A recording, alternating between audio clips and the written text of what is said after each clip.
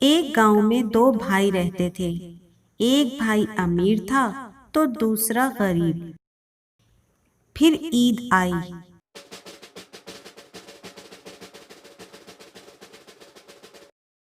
छोटे भाई के पास ना तो खाने के लिए कुछ था और ना ही उसके बच्चों के पास पहनने के लिए नए कपड़े थे, जिसकी वजह से वो बहुत ज्यादा दुखी था।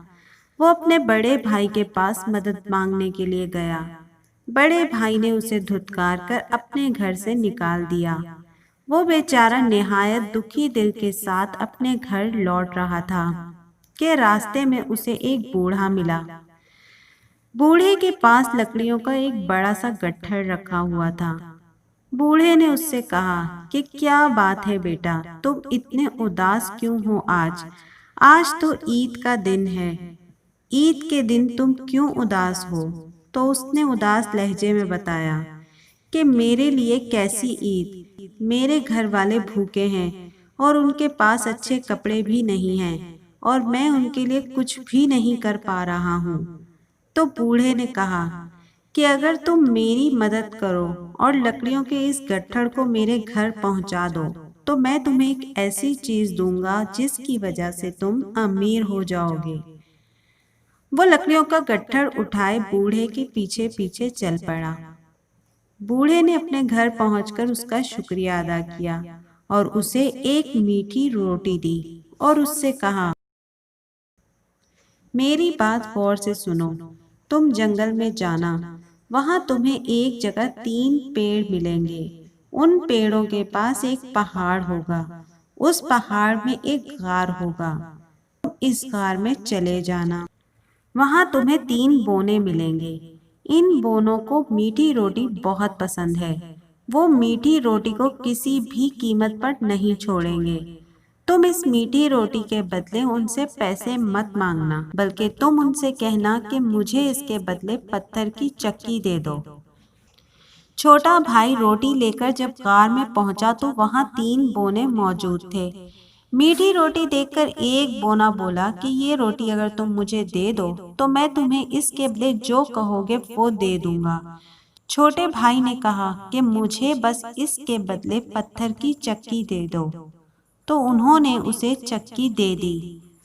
अब छोटा भाई चक्की लेकर घर की तरफ जैसे ही जाने लगा तो उनमें से एक बोना बोला कि इसे कोई मामूली चक्की मत समझना। इसको घुमाने पर तुम जो भी मांगोगे उसमें से निकलता रहेगा और तुम्हारी ख्वाहिश पूरी हो जाएगी। ख्वाहिश पूरी होने पर इस पर लाल रंग का कपड़ा डाल देना, सामान मिलना बंद हो जाएगा। छोटे भाई ने बोने की बात को गौर से सुना और चक्की लेकर घर की तरफ चल पड़ा। छोटा जब घर पहुंचा तो उसके बीवी और बच्चे भूखे थे। कपड़ा बिछाकर छोटे भाई ने चक्की उस कपड़े पर रख दी। अब छोटे भाई ने चक्की को घुमाना शुरू किया और कहा कि चक्की चक्की चावल निकाल। बस फिर क्या था कि चावलों का ढेर लगना शुरू हो गया। छोटे भाई ने लाल कपड़ा डालकर चावलों को निकलने से रोका। छोटे भाई ने लाल कपड़ा हटाकर दोबारा चक्की को घुमाकर कहा कि चक्की चक्की दाल निकाल। बस फिर क्या था कि दाल का भी ढेर लगना शुरू हो गया। थोड़ी देर बाद छोटे भाई ने चक्की को लाल कपड़े से ढक दिया। छोटे ने दाल चावल बीवी को दिए, बीवी ने दाल चावल पकाए, सबने पेट भर खाना खाया और रात को चैन की नींद सो गए। छोटा भाई सुबह उठा तो बाकी के बचे दाल चावल वो बाजार जाकर बेच आया। घर वापस आकर उसने फिर से वैसा ही किया। इस बार इसने ढेर सारे चावल, ढेर सारी गेहूं और अलग अलग तरह की दालें चक्की की मदद से निकाली और बाजार जाकर बेच आया और ढेरों पैसे कमा आया। देखते ही देखते वो अपने बड़े भाई से भी ज्यादा अमीर हो गया था। चक्की की मदद से वो कभी घी, कभी तेल, कभी मसाले, कभी नमक, कभी बादाम, कभी कपास निकालता और उसे बाजार जाकर बेचकर आ जाता।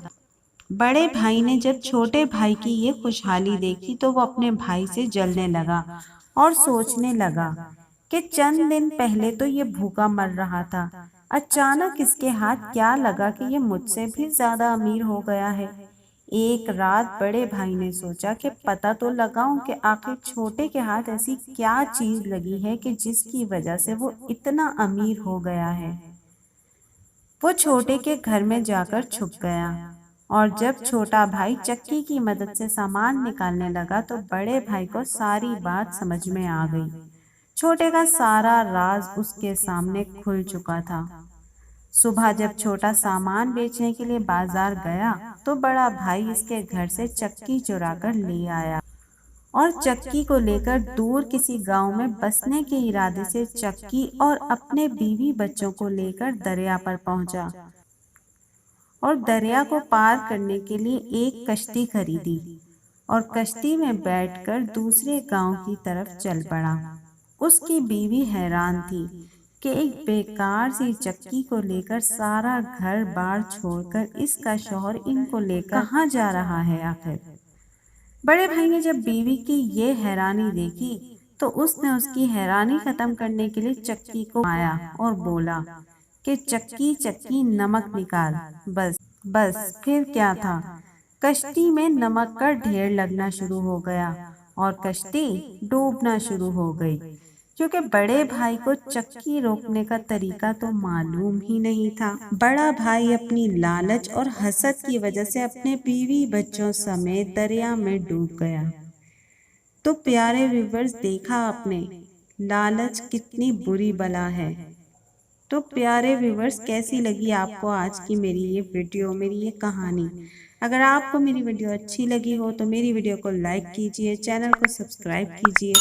अगली वीडियो तक अपना बहुत सारा ख्याल रखिएगा। अल्लाह हाफिज़।